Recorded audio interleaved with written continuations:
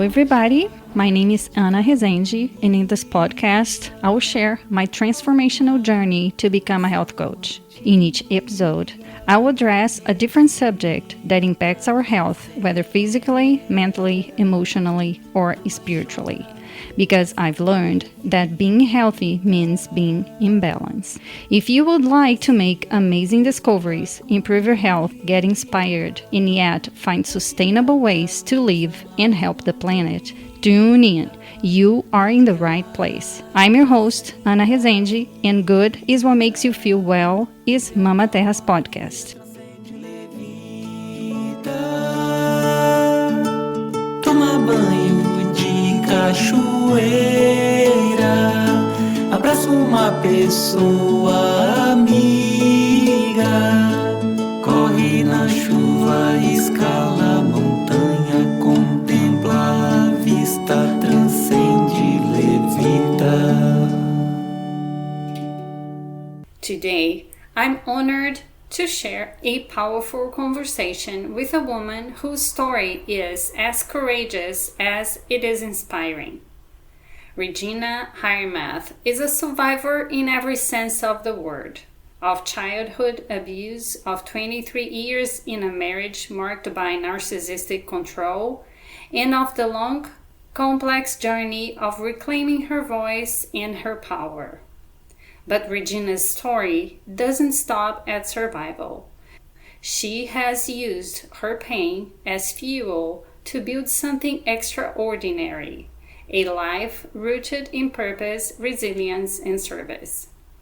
Now a certified life coach, business owner, mother of 3, keynote speaker, divorce blogger, and author, Regina also serves on the board of Confronting Domestic Violence, where she advocates for change and supports others walking a similar path. In this episode, we talk about what it takes to live a life that's breaking you down and how to rebuild one that lifts you up. We explore healing, boundaries, transformation, and what it means to not just survive, but thrive. This is a raw, empowering conversation, and Regina is just getting started. You don't want to miss it. Please welcome Regina Hiremath. Hi, Regina. Hi, Anna. Welcome to Good is What Makes You Feel Well. Thank you so much for having me on. For us to start our conversation, I would like to ask you, what in this moment of your life makes you feel well? What makes me feel well in this moment of my life? And that would have to be the fact that I have chosen myself first. Yes. Yes, that is perfect. And how has that concept of wellness or feeling well has evolved throughout your life? My life started off pretty tumultuous. I had a traumatic childhood, and that put me in a space of being vulnerable to lots of relationships and situations that were not good for me. I eventually married a narcissist and struggled through the marriage for 23 years. And so for my entire life, up until 5 years ago, I have been living a life attempting to please other people, attempting to find myself through situations and relationships that did not serve me. And so this last 5 years has been truly about discovering who I am, how I show up in the world, and what it is that I want, and what it is that I want my life to look like.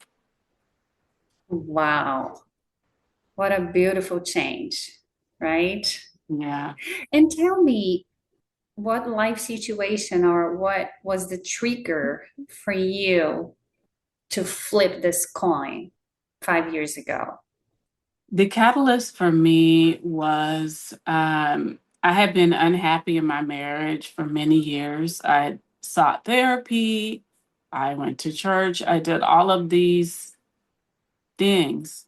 I learned to play the guitar. I, took trips. I did all of these things searching for peace and happiness within myself. So I was looking for external happiness and joy. And then I suddenly realized that the joy that I was seeking, the peace, and finding myself was going to come from within. But the only way that I could do that was going to be to exit this marriage and this relationship that was stifling the person that I was designed to be. Mm-hmm. So once I fought really hard with that decision and started taking steps to, divorce and seeking to find myself, that was the beginning of the journey. But yeah, divorce was definitely the catalyst for me. Mm-hmm. And what thing or a book or a person helped you and guided you on that path? I had many pathways. And first and foremost, I had to get into therapy because I had to uncover the issues that created this unhappiness. I had to peel back the layers of my life to discover the reasons why I made the decisions that I made. And then I started working out. That was huge for me because I had been wearing my unhappiness and weight Mm. and not happy about that at all because in my teenage and early adult years, I modeled. Mm. So to have this body and this mindset that I was not happy with, that was one of the things I had to work on. Happy in my body again. And so I worked out, I walked, I changed my diet and just started to create this world that was conducive to me being happy again. I sang. I grew up singing in the choir. So I sang, I danced, I prayed, I stretched out on my floor and I cried. The kind of cry that you don't want anyone to see, but you need to get it out. Mm-hmm. I journaled. I added a journaling app to my phone, and it has its own separate password. It allows you to check the emotions that you feel, title your entry, and I just unloaded whatever was going on in my mind. I didn't work on typos, spaces, capitalization, any of that grammatical. I just let it flow. And that was very, very therapeutic and healing for me to get in contact with my emotions again, because in the marriage and toward the end, a lot of my emotions just shut down. And so I was happy, kind of. I had to get used to having this emotional overload, but the journaling taught me to first and foremost recognize when my emotions are out of control, and then to take control of it, and then how to, in a healthy way, process it, decipher whether these emotions were real or not, and then come up with a solution for how to deal with them. Mm. So good. And so good. So did anybody ever told you that journaling was going to be good, or you just decided to grab a pen and start doing it? I started in an actual journal writing, but for fear of someone finding it and reading it, I decided to get an app on my phone. Mm-hmm.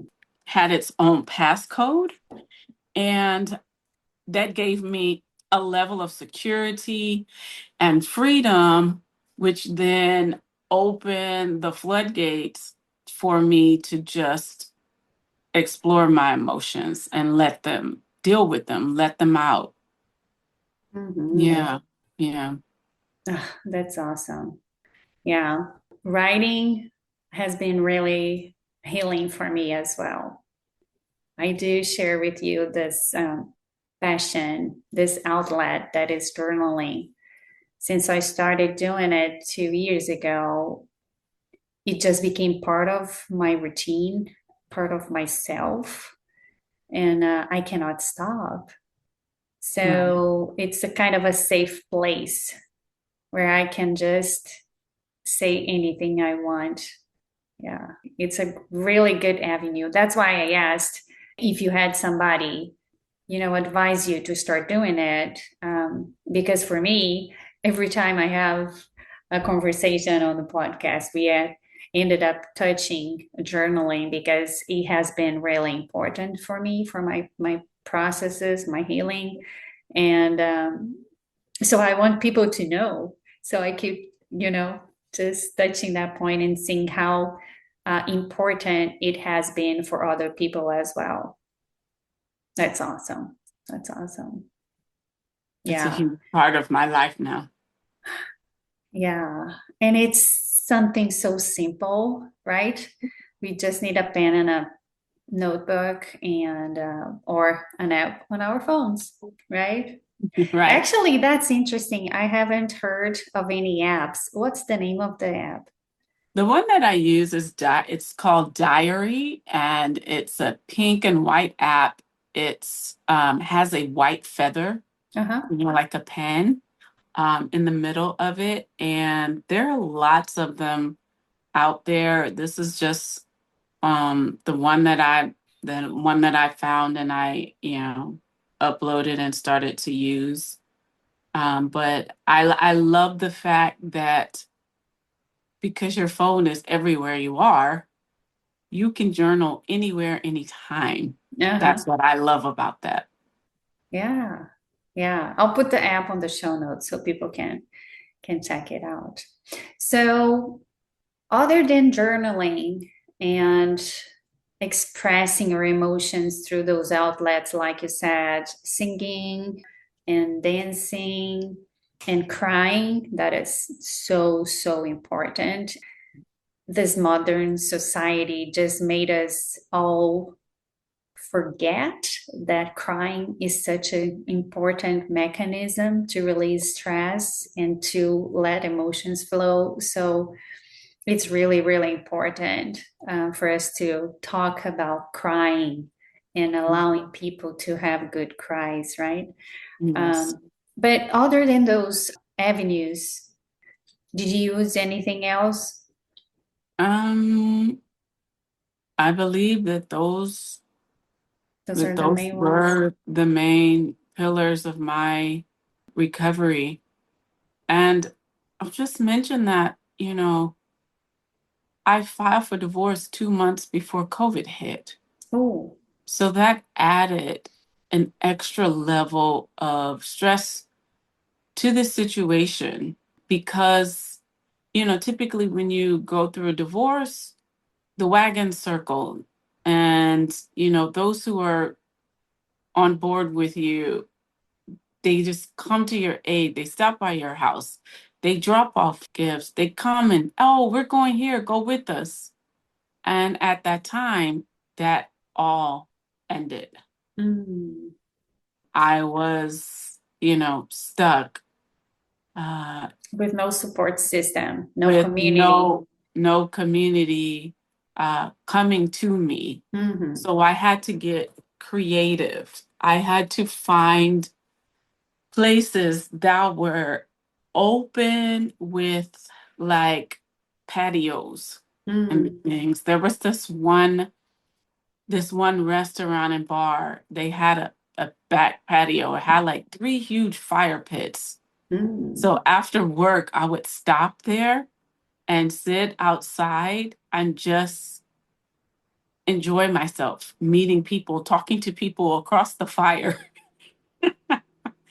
and really just connecting with strangers became a way of survival. And people would say things like, "Don't you think you need to be at home, safe inside your house?" And I said, "No, because half the week I spend alone when my kids are gone. And it is for my own well being, my own mental health, that I go out and explore and don't shut myself in and just lose my mind." Mm-hmm. I was unable to work for a period of time, and I had this mask that had rhinestones on it. And when I would go out, people would always comment and compliment the mask. And so I thought, people really seem to like this mask. I should order a bunch and sell them. And so that day when I came home, I got online, I ordered a bunch, and I filled up my backpack and I ran around town, Costco, the beach, the pier, the park. Everywhere I went, I wore my mask with my backpack full of different colors and styles. And people would stop me and want to inquire about my mask. And I would say, "Oh, I sell them." And I'd pull my backpack off and I'd open it up and I'd start showing them all the amazing masks. I was really grateful for a time when the entire world shut down. I had the ability to survive mentally, financially, physically, and I met some of the most amazing people, had some of the most amazing conversations at a time when, like I said, the world was shut down, but I was out there like living and enjoying myself and surviving this period of life that was supposed to be so devastating Mm-hmm. on multiple levels. Yeah, Yeah. yeah. Wow, that's good. So how old are your kids now? My kids are 12, 15, and 21. Okay, you have three. Yeah, still a young one. Okay. Yeah. Were you able to work throughout your marriage, or you stopped working to take I care of the kids? I was working up until we relocated to California, and then we lived in Arizona. I sold my business, and I plan to come to California and get everyone and everything established, as I would always do, and then go back to work. And he came to me and said, "Oh, I don't think that it's a good idea for you to go back to work. I'm starting a new career and the kids are going to new schools. We need you to stay at home and kind of manage everything." And I felt like that was not a good idea. Wasn't a good idea for me because I had always worked since I was 16. And for most of my adult life, I'd had my own business. But I thought, we've always had struggles, seemed to center around me working and being busy. So maybe I'll try this and Mm. see if it helps our relationship and for our family. And it ended up being one of the worst decisions that I've ever made because it put me right where he wanted me, powerless, Mm-hmm. Trapped. trapped, Yeah. you know. And I've come to learn that whenever your significant other, anyone in your life is seeking to strip you of your superpowers, the things that make you who you are, the gifts that you bring to the world, it is definitely a signal that they are trying to take you out. Yeah, it is so true. Yeah. And what is really sad is that I have been seeing this happening in relationships of those young kids. So my daughter is 18, and I see that happening with some of her friends. They have boyfriends that want to control what they wear, where they go, where they work. And I keep telling them, just be aware because those are red flags. If he's trying to do that now that you guys are just dating, can you imagine down the road what would that look like? Yeah. So I have always those kinds of conversations with my daughter because this is more common than we think, right? Absolutely. Absolutely. Yeah. Yeah.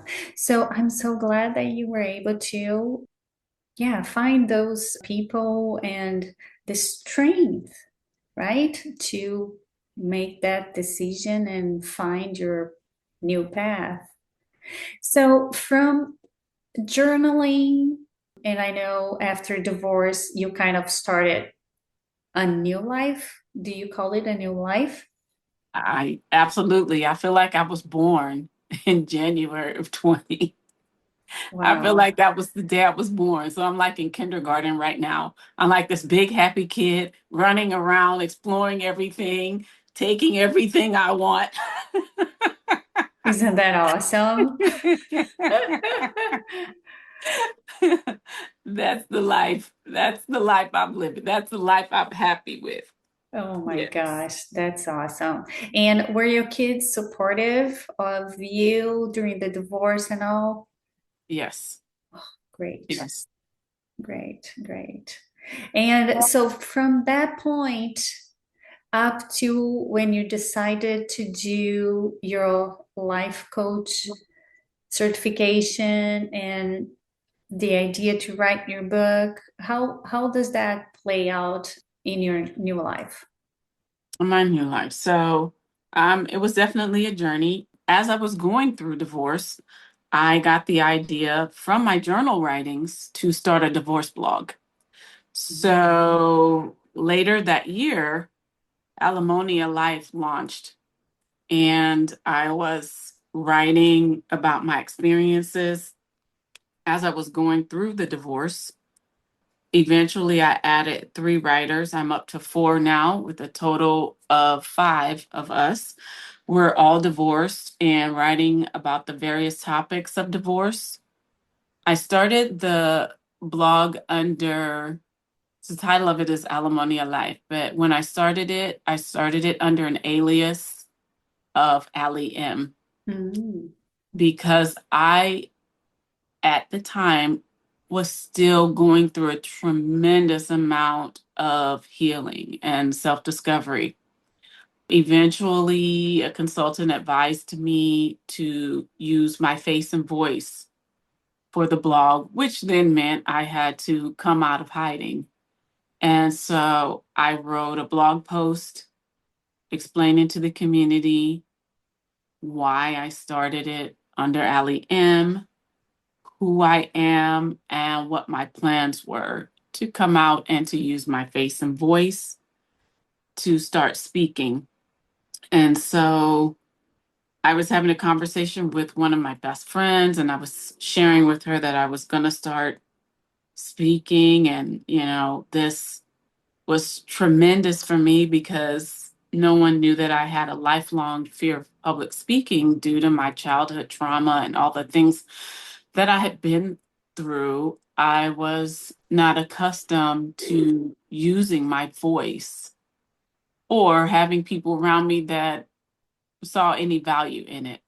So, shortly after the conversation I had with her, I was asked to speak at an abuse symposium. Was definitely nervous about that. Just as it turns out, I was the opening speaker for the event. No, Wow. no pressure. Yeah. But I told myself, you get to like get up there and get it over with. And then you can sit down and relax with all of your friends. So I got up, I did my thing. I was shocked. I was really shocked at how purpose, passion, and preparation align when you are exactly where you're supposed to be, doing what you're supposed to do. And so later that day, at the end of the event, I was approached by a woman who was organizing a women's wellness conference. And just 2 months later, I taught a workshop there, wrote a workbook and everything in that 2 month period. I took the rest of the year off because I wanted to focus on, everyone kept coming to me, friends and, people who had, read my blog posts, and they were like, it's time for you to write a book. And I have been sensing that myself. So their words were just like confirmation. So the rest of 23, I took the year off and just picked up my laptop one day, started just writing this memoir, writing my story, sharing very, very intimate details of my life. And about 6 months into it, I felt kind of stuck and realized you've never done this before. You need to go find somebody who can walk you through this process and help you. So I attended a women's empowerment event with my blog. I got a vendor's table. I do that sometimes because it gets me into the community. I get to meet people, I sell a few things and make some really powerful connections.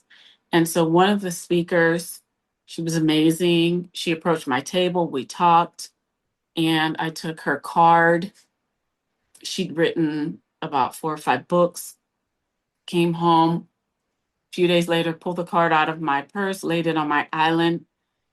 Every time I passed it, I kept reminding myself, you need to reach out to her. So I did. And then she was like, I have a consultancy. Why don't we set up a meeting? During our first meeting, she shared with me the things that she's done. It's pretty impressive. I shared with her the title of the book and the concept. And she said, I don't, I get a lot of stuff thrown at me and I don't accept them all, but I like your title, I like your concept, and I want to work with you to bring this project to fruition. So I hired her. She came on, and 6 months later, we published the book. But while I was going through that very, very difficult process of opening up my entire life and peeling back all of those layers of pain and anguish and frustration, it was amazing to have someone who was just not working with me on the book, but became a life coach to me as I was going through this difficult process. So for that, I will be eternally grateful. Mm. During that process, I saw an event. It was a domestic violence organization was hosting their inaugural fundraising gala. I reached out to the founder. She set up a meeting. She loved my story. We had a lot in common. She asked me, how do you see yourself getting involved? I said, I'd love to be considered as one of your speakers. She said, absolutely, you will. Later, she offered me the keynote speaker position. Wow. Because I had been getting donations and just, working with the organization to help them with this upcoming event. And prior to the event, she offered me an executive board position. Mm-hmm. to which I accepted. I'm head of community relations with Confronting Domestic Violence.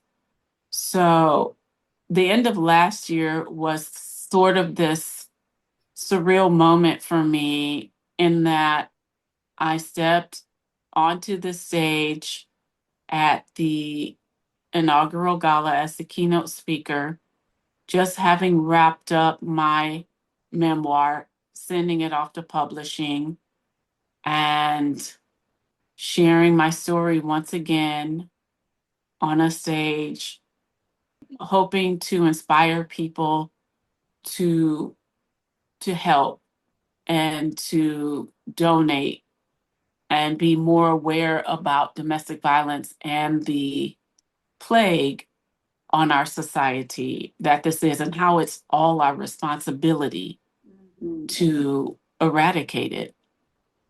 1 week later, I had my book launch party. Wow.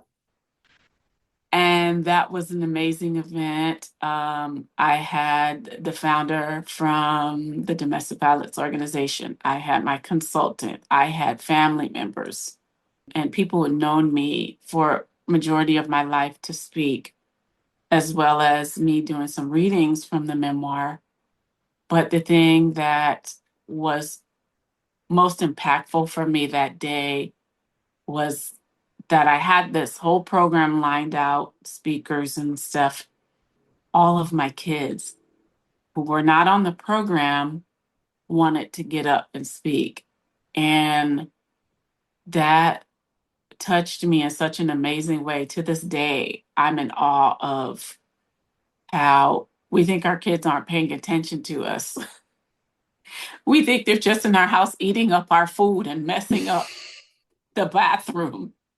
But just hearing them speak to how they felt about me as a parent and what I bring to their lives and what they wished for me was powerful, very powerful on so many levels. And so I, yeah, I'm still affected, even talking about it. It makes me emotional. Yeah, of course. Yeah, yeah. And so I came into this year wanting to do a life coaching program. February, I got my certification, and of course, then did the LA Times Festival of Books where we met. Mm-hmm.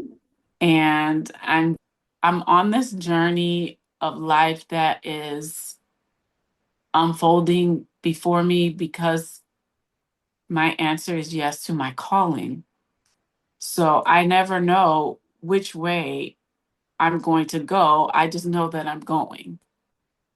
Yeah. Yeah, Just trusting the universe that will always lead you to the way you need to go. absolutely. That is, yeah, that's beautiful. That is flowing in through life, right? Yes. Yeah, that is so awesome. That is so awesome. And how important, I keep picturing this in my mind, your kids up in the stage, just speaking about you. And oh my gosh, that is a dream for a mom because Yeah. that's what we want. We want to have this impact on their lives, right? Yeah. That they can look up and see, wow, Yeah. my mom was so brave. Yeah. Look Yes. at how much she has been through. And there she is standing in front of this crowd and speaking, trying to help other people. They're going through the same struggles. Yeah, that Mhm. is really, really Right. powerful. Oh my Yeah. gosh. So you said you have two daughters and one boy I have two sons and one daughter. and one daughter. This domestic violence subject is really delicate, right? So how do you talk with your sons about it? Um, we've had we've had personal conversations. I'm very open with them. I'm open with them all on an age appropriate level for the conversations. Yeah. Yeah, because what I think one of the major roles that we have as parents, being a change agent as a parent, we have to teach our kids to act differently, right? To Yes. be respectful, to be companions, to be supportive of their partners in a way that we can eradicate domestic violence, right? Absolutely. Yeah. So, yeah, I do have a son too, and this is the message I try to convey all the time, that we have to learn how to respect the differences and be able to live in peace with the differences, and yeah, just Right. being a good person. Right. Yeah. So you mentioned your childhood and all the trauma. I know divorce is already a huge step in trauma for you to talk about and heal. But have you made any links between what happened to you in your upbringing with the things you struggle in adulthood? Absolutely. In the book, I talk about the various traumatic incidences that occurred to me in detail. And it's not for sympathy or pity or anything like that, but I simply wanted the readers to know that if you've had trauma in your past, it's not an indicator of your, where you are today. There was lots and lots that I open up and share about. And so much of it I had not shared with anyone. And I've had lots of people who know me intimately contact me or come to me and say, I don't know how you survived all of that. And I've known you for a long time and I didn't know this or I didn't know that. And I said, yes, because I have lived a life masking all of that. And I never would have opened up and shared these details of my life had I not been commissioned to do so in writing this book. This book has been the uh, the last piece of my healing journey. All of the stuff that had hidden, things that I never wanted to share or to talk about, I'm letting it all go for the purpose of being completely healed. Because in the book, I share about whatever shield of protection that we build in order to mask our trauma and our hurt and our wounds needs to be dismantled completely in order for us to walk in true healing. So if I were to write this book without those significant pieces of trauma and the depth of those wounds and what they did to me and how they impacted me, I would have been lying to myself. I would have been lying to the people who read the book. And furthermore, I would not have been able to heal those areas and therefore not reach people who had that depth of trauma in their life. I would not have been able to speak to that. Mm-hmm. Yeah. So it was all interconnected, much like a spider web. I say that in the book.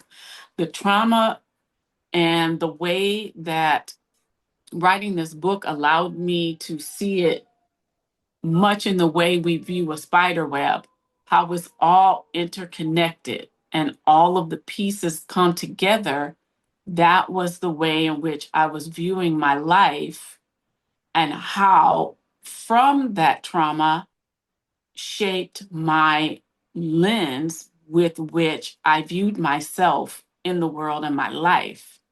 So until I could see how it all came together, I would not have the ability to dismantle it and take it apart and then redesign a new way for me to see myself and the way that I show up in the world and how I want to represent myself and the way that I want to go out and help other people. It doesn't happen unless you totally deconstruct the lens with which you view yourself in your life and everything that you've been through. Yeah. Yeah. We have to write a new story Absolutely. because now you have a different perspective of what happened to you and what led you do the things you did. Right. And yeah, and understanding all that just, yeah, brings you a new way of life.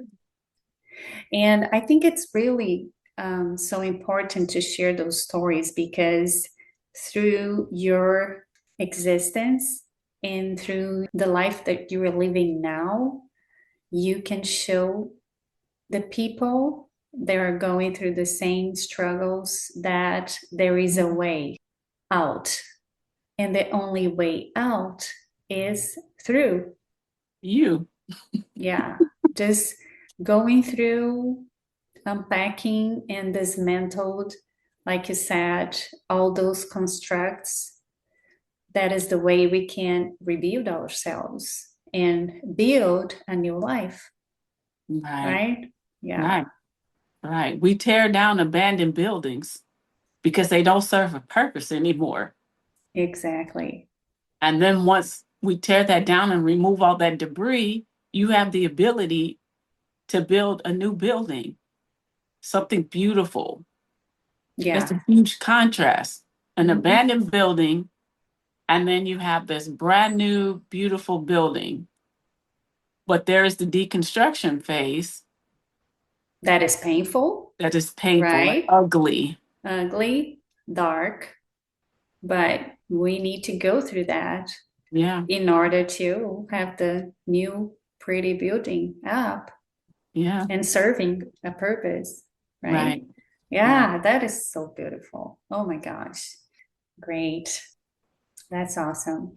So tell people the title of the book and where people can buy it and how they can find you to work with you as a life coach if they want.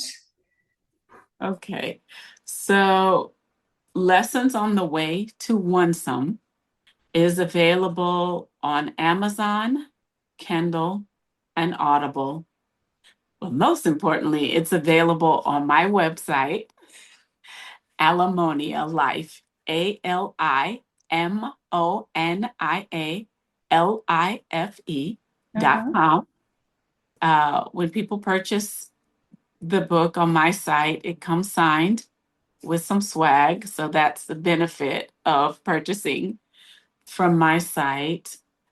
And Alamonia Life is actually the umbrella for everything that I do. So you can go there, you can find the divorce blog, the private community. You can click the link to that. It will take you to a separate secure network. You can read about me, the founder, and what I've done. And the book is there as well. So, Yeah. And what a beautiful title. I just love that. Yeah, thank you. say that again because I love it. The title of the book, it's Lessons on the Way to Onesome. Isn't that amazing, that title? Yes. How come that title came to you? I have been writing the book for some time and asking God for the name, the name, the Mhm. name, the name. Just, I was nearly halfway through the book before the title came to me. And I was just sitting quietly, and maybe I was writing or quiet moment during the time that I was writing, and the title came, and I was just like, oh my gosh, that's amazing. I love that. Yeah, because I always like to have a title that is different. It's different. It just rings differently. And so as I was working with my consultant, she challenged me to define onesome. And I just thought, onesome, yeah. Okay, so that means I have to sit down. And so one day I wrote this: onesome, Onesome, noun, the journey back to oneself, a destination that one arrives at once one has been freed from the confines of life and has made the necessary transformation. Onesome is not a feeling of loneliness, but rather a feeling of being home within oneself. I love it. I love it. Thank you. Thank It you. is so powerful. Thank Yes. you. Great. I was sharing with the book with someone recently that I was talking to, and they are going through divorce. And I showed her the book, and she opened it up, and I walked off to go do something. And when I came back, she was in tears. And I just thought, oh my God, what did I what did I set off? And so I said, are you okay? And she looked at me and she said, I just read the definition for onesome. I've never had anyone put it into terms for what I've been feeling.